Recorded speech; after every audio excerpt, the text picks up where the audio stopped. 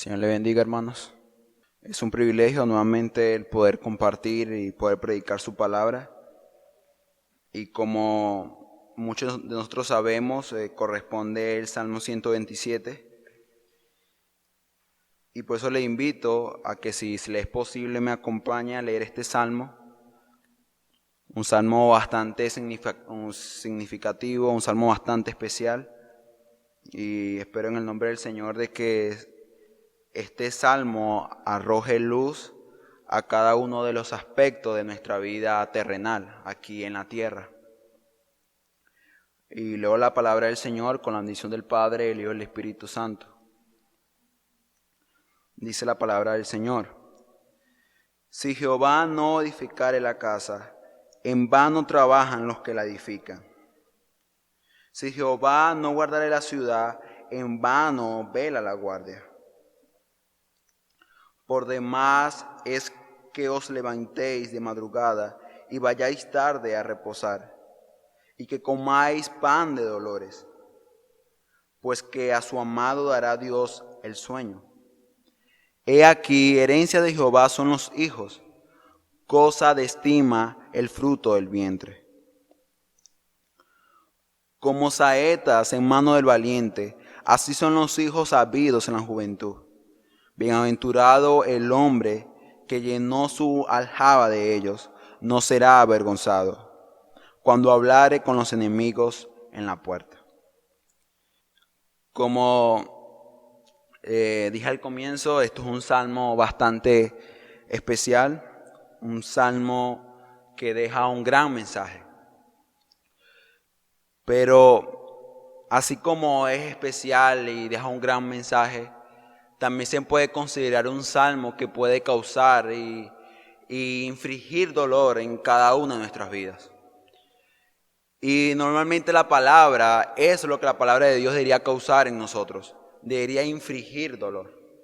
Debería ser algo o debería ser como una espada que penetra lo más íntimo de cada uno de nosotros. Incluso la palabra dice que la palabra de Dios, su palabra, es como una espada de doble filo. Causa daño al que le escucha, pero también a aquel que le expone, porque es una palabra viva, es una palabra real. Por esa razón es que este salmo, como toda la palabra del Señor, espero en el nombre del Señor que haga ver nuestra condición, cómo estamos haciendo las cosas y qué debemos corregir. Recordando que la palabra de Dios se predica por dos razones, preventiva y correctiva, y que de alguna u otra manera siempre hablará a todos los hombres. Aquellos que por la gracia del Señor tienen una fe viva, una fe salvadora, pero también aquellos que todavía no la han alcanzado. Esto es un salmo, se puede decir que es un salmo bastante corto, solamente 5 versículos. Y por ser tan corto se hace fácil ver su estructura, son solamente 2 estructuras. Primera estructura o primera estrofa del versículo 1 al 2 y del 3 al 5. Y es un salmo que comienza primera estrofa hablando de un tema en específico y nos damos cuenta cómo hay un cambio radical, rápido de lo que se venía hablando en la primera estrofa cuando nos acercamos al versículo 3. Quizás algo confuso, algo que quizás cueste entender, pero lo que de forma general el Salmo enseña o quiere mostrarnos a nosotros, nos lleva a una pregunta. Y esta pregunta es: ¿quién construye tu vida? ¿Sí? ¿Escuchaste bien? ¿Quién construye tu vida? Y quizás uno escucha la palabra construir, no sé, me suena a edificar un edificio o una casa. Pero la realidad es que no solamente un edificio o una casa o un apartamento puede ser construido. También tu vida y mi vida se han de construir. Así como se va pegando un ladrillo a otro, ladrillo por ladrillo, paso por paso, así también nuestras vidas, nosotros hemos de ir poniendo ladrillo sobre ladrillo, cosa sobre cosa, ¿Sabe por qué? Porque esto dará al final del día un edificio, dará como resultado nuestra vida. Por esa razón, lo que contiene este salmo nos lleva a preguntarnos, ¿quién está construyendo mi vida, tu vida? ¿Quién lo está haciendo? ¿Será que la estás construyendo tú, otra persona o Dios mismo? Y lo que nos hace preguntar esto, de quién está construyendo nuestra vida, que incluso es el título de este sermón, ¿quién construye tu vida?, es lo que comienza diciendo el versículo 1 de este salmo. Versículo 1 dice, si Jehová no edificare la casa, en vano trabajan los que la edifican. Y dice, si Jehová no guardare la ciudad, en vano vela la guardia. El salmista comienza hablando de edificar y comienza hablando de guardar. Edificando una casa y guardando una ciudad. Y quizás uno ve esto y uno dice, pero ¿a qué quiere llegar el salmista? ¿Será que está hablando de forma directa de edificar una casa, un edificio, o que está ilustrando o quiere mostrar algo a través de estas imágenes que él pone? Y quizás lo que nos haría entender un poco más de por qué el salmista habla de esta manera o qué quiere enseñar con estas imágenes o estas ilustraciones es el conocer quién da este salmo, quién está hablando. De alguna manera el título del salmo nos arroja una idea, y es que dice Cántico Gradual para Salomón. Este título nos lleva a pensar de que el destinatario es Salomón, lo dice de forma clara, un cántico para Salomón, pero entonces nos lleva al autor, y lo más seguro por la forma como se habla y por lo que está diciendo es que el autor sea el David, ese David que nosotros conocemos. A ese David que derrotó a ese gigante, a ese David que fue padre de Salomón. Y cuando vemos la enseñanza de este salmo, lo que se está diciendo es realmente de importancia para su hijo, en este caso Salomón. Porque David, en este contexto, se puede creer que ya era un anciano, era un hombre que pronto habría de morir. Pero un hombre que por la gracia del Señor se le ha concedido a un joven como Salomón, que Dios de antemano le había preparado su corazón, su vida, para hacer y obrar su voluntad. Y David, conociendo y entendiendo que Dios había escogido a este su hijo para gobernar, para guiar un pueblo, es cuando David se toma un tiempo para aconsejar a este joven hijo, para aconsejar a Salomón. Y el consejo que David le da a Salomón es este: si Jehová no edifica la casa, ni él guarda la ciudad, entonces en vano estás trabajando. Recuerden, Salomón era el heredero al trono. A Salomón se le había dejado una tarea de construir el templo, de guiar a un pueblo. Y normalmente cuando a alguien se le pone ante sí una meta, él entiende y sobreentiende que debe trabajar. ¿Quieres alimentar o proveer las necesidades de tu hogar? ¿Qué debes hacer? Debes trabajar. ¿Quieres graduarte el día de mañana, tener un buen trabajo? Tienes que trabajar. ¿Quieres crear un edificio, como dice aquí, construir una casa? Debes trabajar. Eso es algo que debes hacer.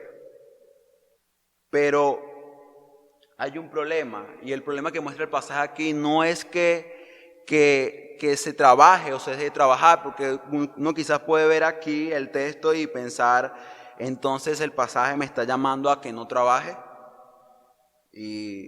Y cuando vamos a Génesis nos damos cuenta de que no es así. Incluso el Señor manda a que debemos trabajar. El Señor diseñó nuestro cuerpo, nuestro ser. Si usted lo estudia, los huesos, los músculos, son una máquina. Y la máquina es para que trabaje, para que produzca. Y es que realmente Dios nos diseñó para esto. Así que de primera mano, cuando usted lee el versículo 1, el problema no es que se esté trabajando. El problema se halla solamente en una cosa.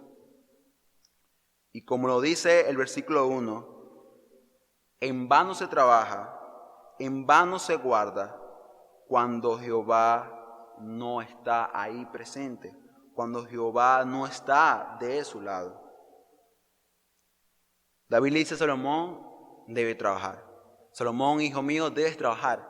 Pero toma en cuenta de que tú puedes hacer tu mayor esfuerzo por hacer las cosas bien, pero si Dios no está de tu lado, si Dios no está ahí presente en lo que estás haciendo, Salomón, es en vano. No vale de nada. Y ese mismo principio, esa misma enseñanza va dirigida a cada uno de nosotros. Nosotros sabemos que debemos trabajar para lograr las cosas, que debemos edificar una casa, que debemos guardar una ciudad. Pero toma en cuenta esto, de que para que eso sea efectivo, para que tu trabajo dé fruto, debe estar ahí Jehová o ahí debe estar Dios presente, respaldando, ayudándote. Y por esa razón, de alguna manera, el salmista, en este caso David, pone estas dos ilustraciones: el edificar una casa y el guardar una ciudad. Y como lo dice el versículo 2, que es el que viene, esto causa un desgaste, esto cansa. Y es que la palabra que se repite en el versículo 1 es vano, algo inservible, no es suficiente. Es algo que va a pasar, algo que no da resultado. Y eso es lo que reafirma el versículo 2 cuando dice, por demás es que os levantéis de madrugada y vayáis tarde a reposar, y que también coman ustedes pan de dolores. Otras versiones, como Dios habla hoy, dice, de nada sirve trabajar de sol a sol y comer un pan ganado con dolor. ¿Por qué razón? Porque Dios no está con ustedes. Dios no está en lo que están haciendo. Y lo maravilloso y lo grande que muestra el pasaje es que hay personas que se esfuerzan, que trabajan, que no descansan, que como dice esta versión, trabajan de sol a sol. Se acuestan muy tarde y se levantan muy temprano para lograr algo. Pero después el pasaje, el versículo 2 dice, terminando, pues que su amado dará a Dios el sueño. O como dice la versión Dios habla hoy, cuando Dios lo da a sus amigos mientras duermen. Aquí el salmista pone dos escenas. Pone a alguien que trabaja, se esfuerza mucho, no descansa. Y a alguien que simplemente está tranquilo, está durmiendo y aún así obtiene un beneficio, obtiene un bien. Y lo que muestra es que lo que difiere o lo que cambia no es la cantidad de trabajo que se haga, no es eso. Lo que difiere o lo que cambia es que este amado o este hijo tiene a Dios en su vida, cuando estos hombres han determinado de que Dios no esté presente en lo que hacen. Esa es la gran diferencia. No podemos interpretar este pasaje como decir, bueno, no voy a trabajar, no me voy a esforzar por lograr algo y Dios hará todo. No. Aquí el pasaje nos llama a no edificar, a no guardar. Nos llama a que cuando hagamos eso, lo hagamos con la guía y con la dirección de Dios. Y que solamente así solamente hemos de alcanzar un beneficio, hemos de alcanzar el objetivo. Hoy en día, en esta situación de la pandemia del COVID-19, hemos sido forzados a refugiarnos, a guardarnos en nuestros hogares. Y lo que la gente más extraña o más anhela es que esto cese, que la cuarentena cese.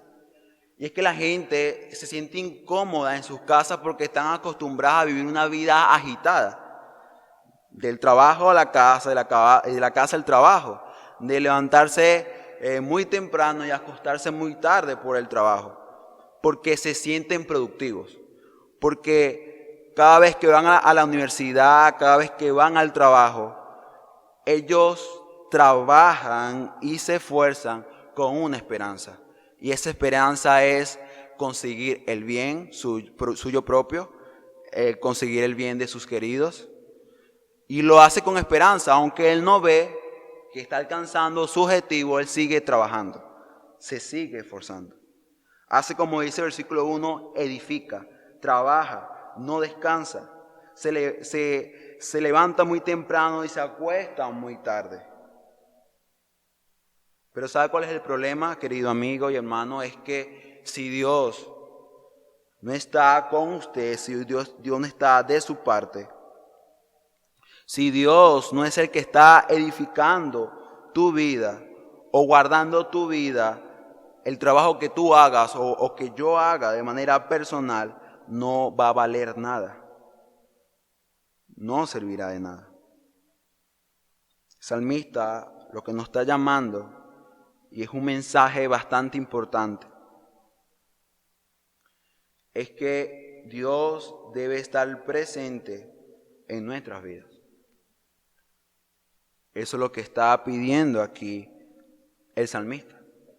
El salmista le dice a Salomón, le dice, hijo mío, trabaja y esfuérzate, pero nunca te olvides de Dios. Eso es importante. Y lo que muestra aquí, aunque el pasaje no dice que tú no debes trabajar, aún así muestra de que Dios, Jehová, debe ser parte de ese trabajo. Y quizá la pregunta sería, ¿cómo entonces Dios viene a ser parte del trabajo que yo estoy haciendo? ¿Cómo Él puede construir mi vida?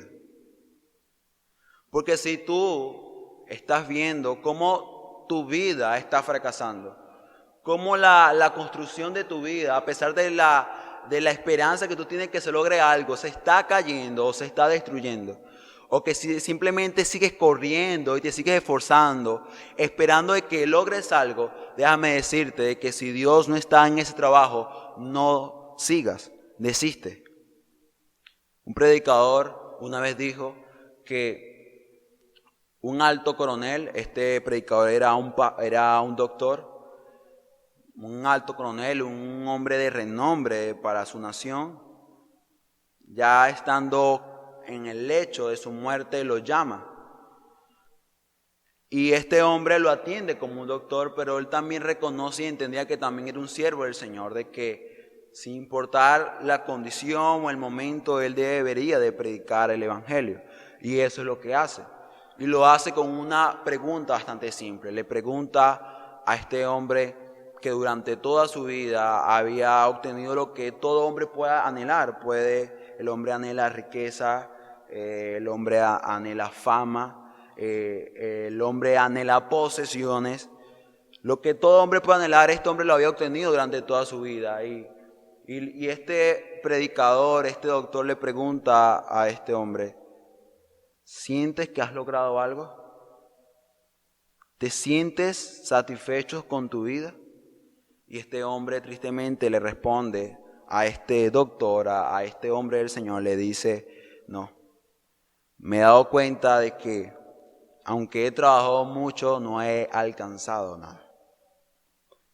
Este hombre reconoció de que aunque había trabajado y que incluso de alguna manera había alcanzado lo que muchas otras personas quizás anhelan y persiguen durante toda su vida, él lo había tenido en su mano y aún así su corazón estaba vacío. Que el trabajo, lo que había sufrido, era algo vano porque no había alcanzado nada. Era un hombre desaventurado, un hombre que no tenía gozo o felicidad en su vida, porque se dio cuenta de algo, de que así como uno nace sin nada en nuestras manos, así también nos iremos de esta vida, sin nada. Y al menos de que lo que nosotros hagamos hoy tenga repercusión en la eternidad, después de la vida, si tiene una repercusión en la eternidad, vale la pena trabajarlo, vale la pena hacerlo, pero si no, no lo vale. No tiene un sentido, no hay un propósito para ello. Y por esa razón, David recuerda a Salomón de que Dios debe estar ahí presente, edificando su vida. Y retomando la pregunta de que cómo esto puede ser posible, de cómo Dios puede tomar parte en la edificación de mi vida, pues muy fácil. ¿Sabe cómo? Siguiendo la voluntad de Dios. Dios tiene una voluntad y Dios requiere de que el hombre se sujete a ella. Dios lo que pide al hombre es que cuando viva, cuando tenga ese aliento de vida, recuerde que hay un Dios y que ese Dios ha colocado y ha dado demandas. Que ese Dios que ha dado la vida también ha determinado o ha dado las directrices para vivir esa vida. Y eso tristemente es lo que el hombre ha olvidado. Quizás yo y también usted está cansado de escuchar a personas que dicen, Dios está conmigo. Sí, yo estoy de la mano de Dios. Dios es el que me ayuda. Dios es el que me guarda. Pero la realidad es que están edificando y están guardando su ciudad, su vida, con la ausencia de Dios en su vida. Pero no se dan cuenta, porque ellos dicen, Dios está conmigo, Dios está de mi parte.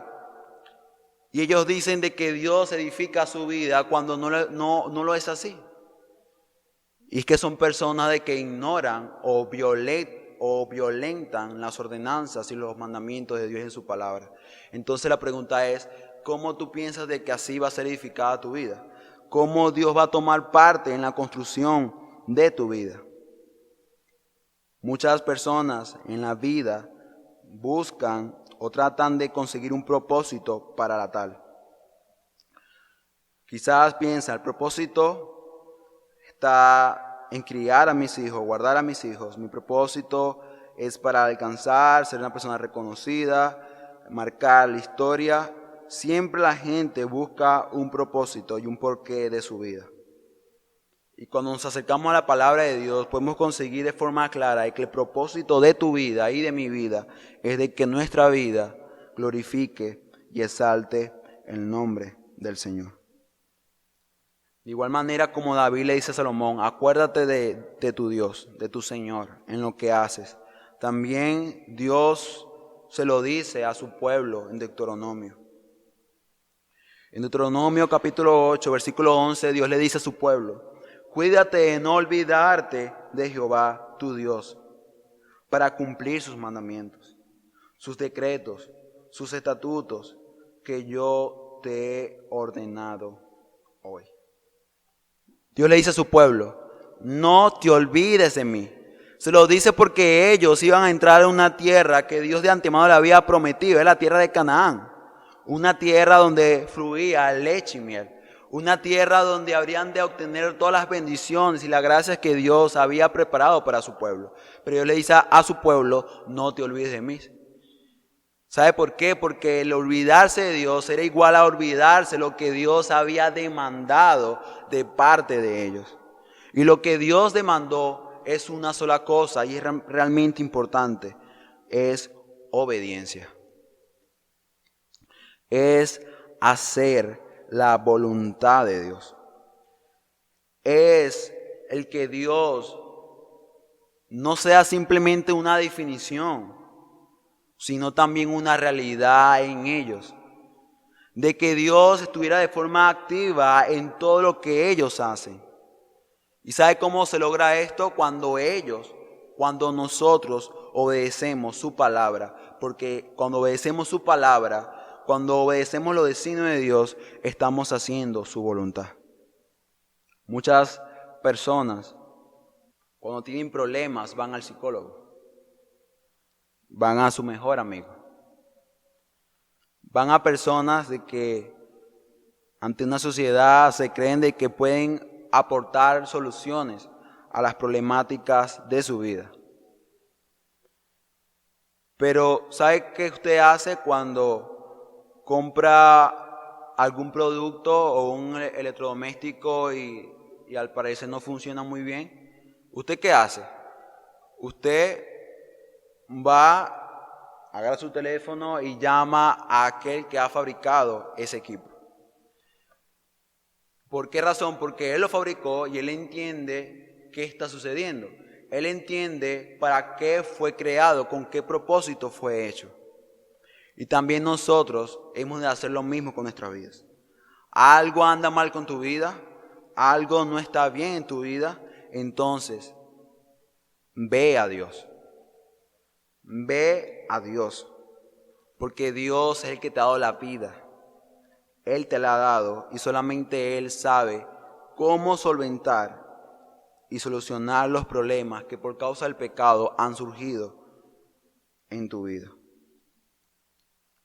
Y aquí exactamente hablando de la vida, de construir una vida, de construir un hogar, es cuando el salmista comienza a hablar en el versículo 3 de algo que quizás para muchos sería como una pared, porque dicen, ¿qué sucede? O sea, el salmista viene hablando de algo, ahora cambia de forma drástica qué está sucediendo, pero en realidad está bastante unido, está conectado con la primera estrofa.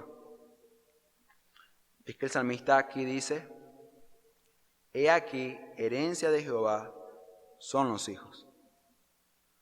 Cosa de estima el fruto del vientre. En el versículo 3, ¿sabe qué estamos viendo? Estamos viendo una paradoja. Vemos una paradoja porque el versículo 3 dice que herencia de Jehová son los hijos y que incluso estos hijos o el fruto del vientre, que hace referencia a una madre que habrá de dar a luz una vida, es de gran estima.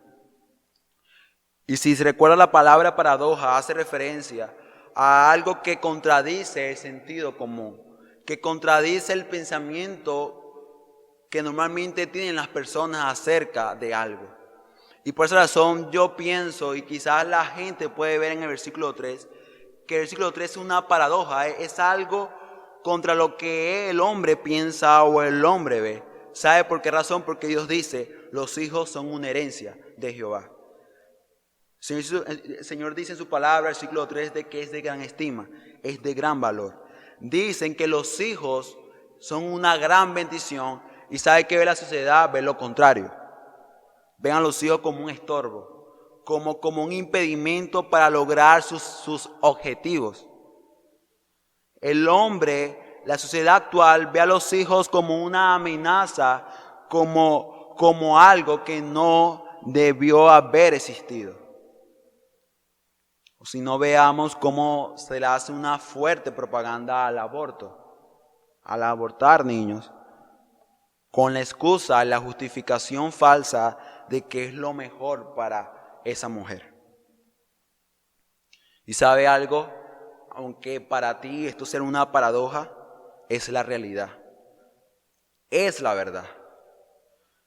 Esa propaganda que la sociedad actual, el mundo está dando, de que tener hijos es malo, es una mentira, porque Dios dice de que es algo bueno, es una bendición de Dios. Dice versículo 3, una cosa de estima, y también dice de que esto es una herencia, dice que esto es un regalo que Jehová Dios da a los hombres. Y esto es una muestra más, como de muchas otras cosas, de que a lo bueno el hombre le dice malo y a lo malo le dice bueno. Dios determinó y dice que esto es algo bueno, pero el hombre lo ha etiquetado como algo malo, como algo que no es del todo beneficioso para nosotros.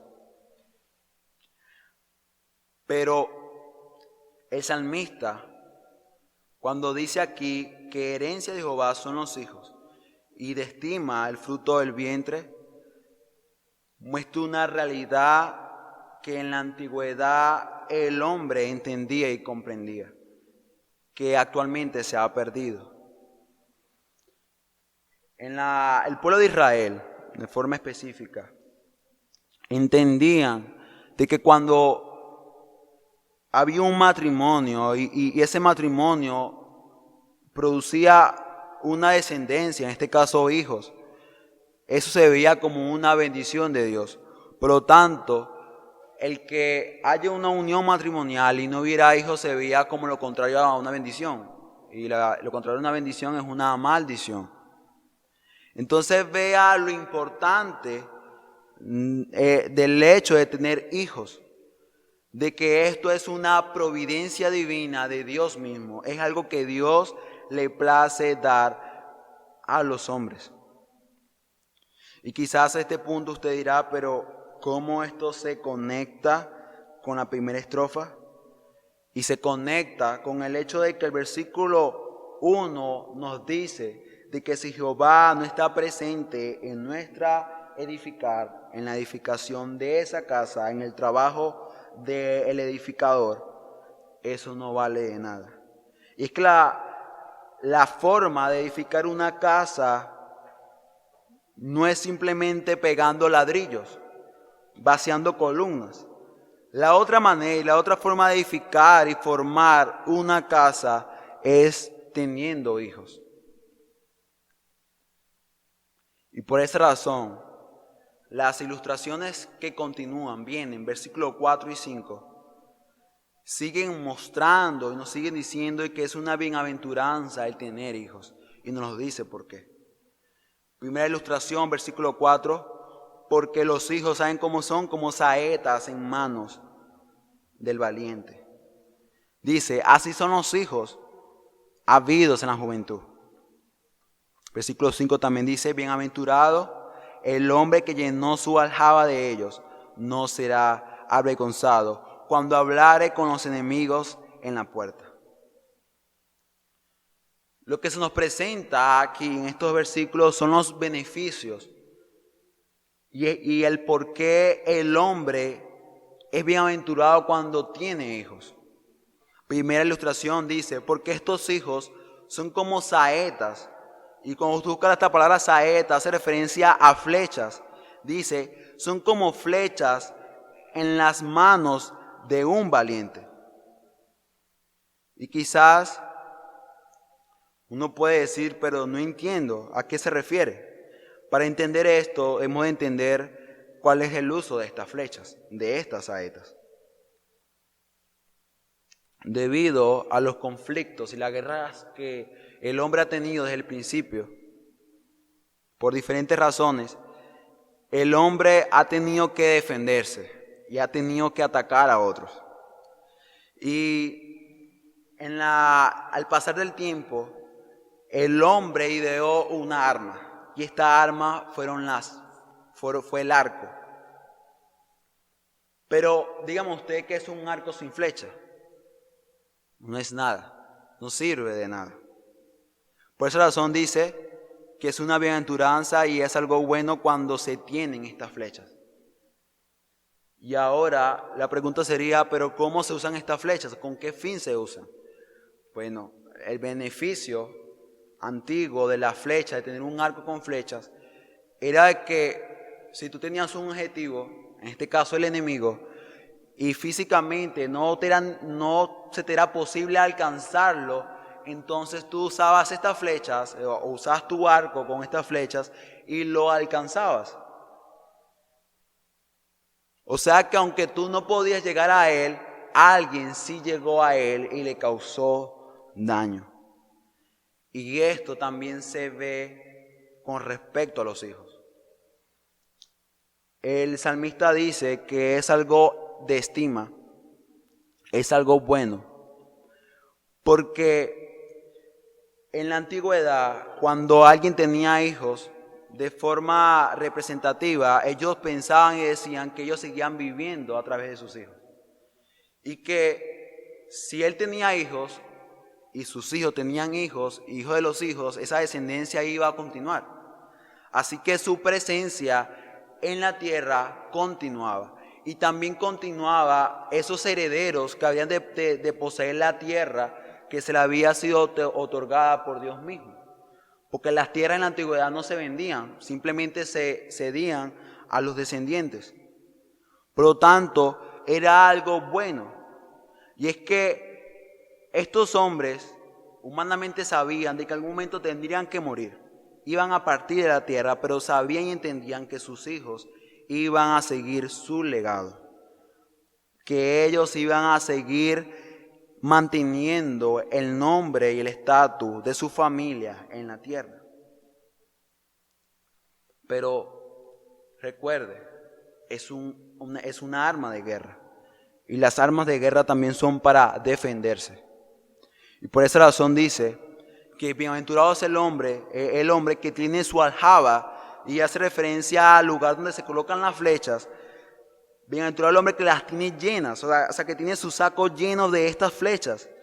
E incluso versiones dicen como feliz el hombre que tiene muchas flechas como esas, o este tipo de flechas, haciendo referencia a que estas flechas son los hijos. Y es bienaventurado, ¿sabe por qué? Porque no será avergonzado. Cuando vengan los enemigos, aquellos que quieren causar daño, que quieren perseguirte a ti, en esas circunstancias tan difíciles no serás avergonzado. ¿Sabes por qué? Porque no estarás solo. No estás solo. Porque cuando tú tuviste a tus hijos en la juventud, cuando ya tú estés en la vejez, cuando tengas pocas fuerzas, ellos serán tu fuerza. Ellos serán tu ayuda. Ellos te van a defender. Y quizás hasta este punto tú puedes escuchar estas palabras y puedes decir, pero es que eso es lo que yo no estoy viendo en mi hogar. Mis hijos se han ido contra de mí. Mis hijos me persiguen. Mis hijos me causan a mí daño. Y es que lo que se ve en los hogares hoy en día es exactamente esto. Y esto se debe, ¿sabe a qué? Y eso es lo que me conecta con la primera estrofa, a que Dios no está edificando tu vida. A que Dios no está edificando tu hogar. Los beneficios, la bienaventuranza que se halla en tener hijos, se obtienen, hermano y amigo, cuando Dios está edificando tu familia, cuando Dios está ahí presente, cuando tú has determinado formar un hogar, pero bajo los designios y bajo la voluntad de Dios, vas a ver y vas a obtener estos beneficios. De otra manera no lo vas a ver y no lo vas a obtener en tu vida. Un hombre dijo, un predicador dijo, cuando vi este texto, dijo, las flechas causan daño. Y cuando Dios está presente en la edificación de tu hogar, estas flechas van a defenderte, van a causar daño a tu enemigo. Pero cuando Dios no es el que edifica tu vida, esas flechas son las que serán clavadas en tu corazón. Y realmente eso es lo que está sucediendo en la actualidad. Eso quizás es lo que está sucediendo en tu hogar. Y por esa razón, ¿qué dicen los hombres? Los hijos son una amenaza. Tener hijos, guárdame Dios, no pienso tener hijos. Porque han visto cómo padres han sufrido las consecuencias de alguna manera de tener hijos. Pero ¿sabe algo? El problema no está en que los hijos sean malos. Para nada. Dios dice aquí en su palabra que es algo bueno. Dios dice en su palabra, dice el versículo 3, de que Dios lo está dando. O sea que el problema no está en sí mismo en los hijos. El problema está en cómo tú lo estás edificando. Cómo tú lo estás formando. Este pasaje, la segunda estrofa, lo que nos dice es que cuando Dios está presente en la edificación de tu vida, vas a ser bendecido. Vas a experimentar la benevolencia y el favor de Dios. De lo contrario, no será así. ¿Sabe por qué razón el hombre, así como ve a los hijos malos, también ve el matrimonio malo? ¿Por qué los hombres ven el compromiso malo? ¿Por qué los hombres hoy en día han rechazado la idea de un matrimonio y ahora prefieren vivir una relación fuera de él? Y quizás muchos me pueden argumentar y decir, no, porque eso es una pesadilla, eso es algo horrible. Si te casas, pues te digo que has tomado la peor decisión en tu vida. A veces uno escucha cosas como esta, ¿no? Uno las escucha. Pero si te tomas algo de tiempo y te acercas a la palabra, cuando Dios estaba creando todas las cosas, ¿sabe qué dijo Dios cuando terminó de crear todo? Dijo, de ciertamente que todo era bueno. Todo era bueno. No había nada malo. Lo malo lo estamos viendo usted y mi persona cuando el pecado entró al mundo. El pecado dañó lo que Dios había diseñado de manera perfecta. El matrimonio antes de la caída era algo bueno, algo beneficioso. El tener hijos también lo era. Era algo bueno. Pero el pecado lo ha dañado. Por esa razón es necesario que nosotros en la actualidad, en el presente, dejemos de ver el matrimonio, el tener hijos, el formar un hogar y muchas otras cosas de la vida como algo malo, por el simple hecho de que las personas lo muestran o lo promueven de esta manera. Y quizás esto se puede ilustrar de forma clara también cuando usted quizás agarra y compra un electrodoméstico. Pongamos, compra una licuadora. Usted compra la licuadora y es un artefacto que usted lo ve a simple vista y usted dice es algo bueno. Porque bueno, puedo hacer jugos, puedo hacer infinidad de cosas que son beneficiosas para mí.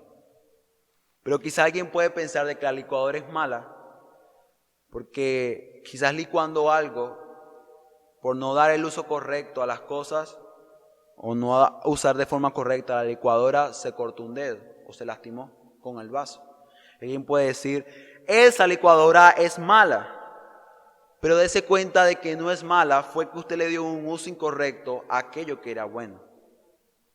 Y es que cada vez que usted compra algo o le dan algo, un producto, este producto, este artefacto, este objeto, vienen con un pequeño librito. Y este librito habla de las instrucciones y la forma de uso que se debe dar a este objeto.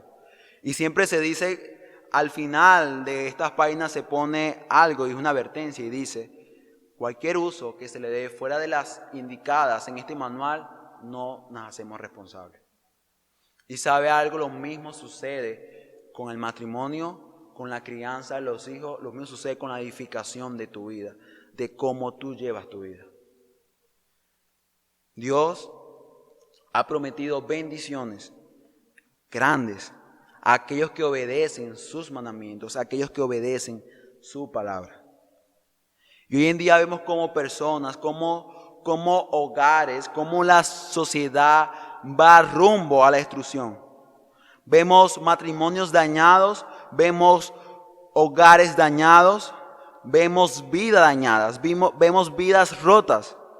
Pero esto sucede porque el hombre simplemente no ha tomado un tiempo para abrir el único y verdadero manual que te va a indicar cómo vivir tu vida aquí en la tierra.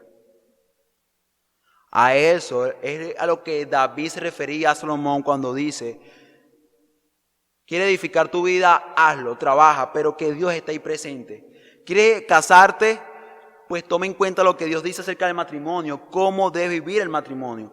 ¿Quiere tener hijos? Hazlo, está bien, pero toma en cuenta lo que yo digo acerca de los hijos, de que son una bendición, que yo también he determinado cómo tú debes criarlos.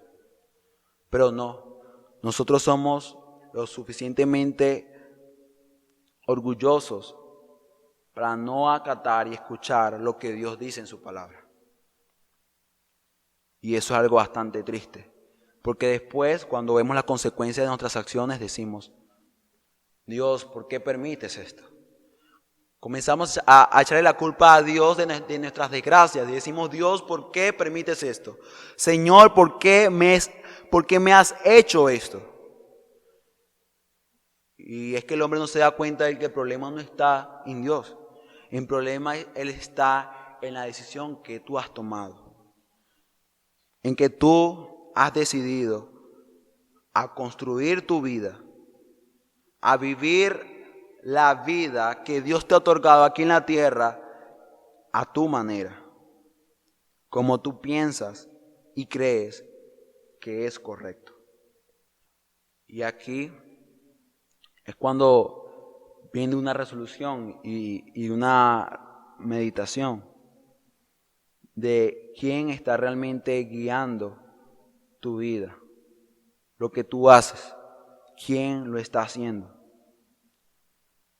¿Usted qué pensaría de un hombre que está a bordo de un barco que él dice, yo confío en mi capitán? Yo pienso y creo que mi capitán habrá de tomar las decisiones correctas y que él nos llevará a tierra firme. Y este hombre dice, sí, él es mi capitán, él va a hacer lo correcto, yo confío en él está conmigo. Pero usted quizás va al lugar donde normalmente está el capitán, al mando del timón, que es este artefacto que direcciona el barco. Usted entra a este lugar y quizás ve que ese hombre que te decía que confía en el capitán, de que el capitán lo guiaba, que el capitán lo dirigía, es el que exactamente está tomando la rienda del timón del barco. Y usted ve que el capitán, que es el que debería estar al mando de ese barco, está amarrado en una silla y tiene su boca cerrada. ¿Usted qué pensaría acerca de este hombre? Usted dice, este hombre le pasa algo. Este hombre, no sé, está mal de la cabeza. Algo le sucede. Y es que eso, lo que le sucede a ese hombre, es lo que está sucediendo actualmente con la mayoría de nuestras vidas.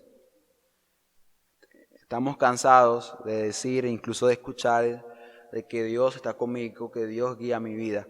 Pero la realidad es que ese Dios que tú tanto nombras y afirmas y dices que no, Él está conmigo, Él me guía, Él está de mi lado.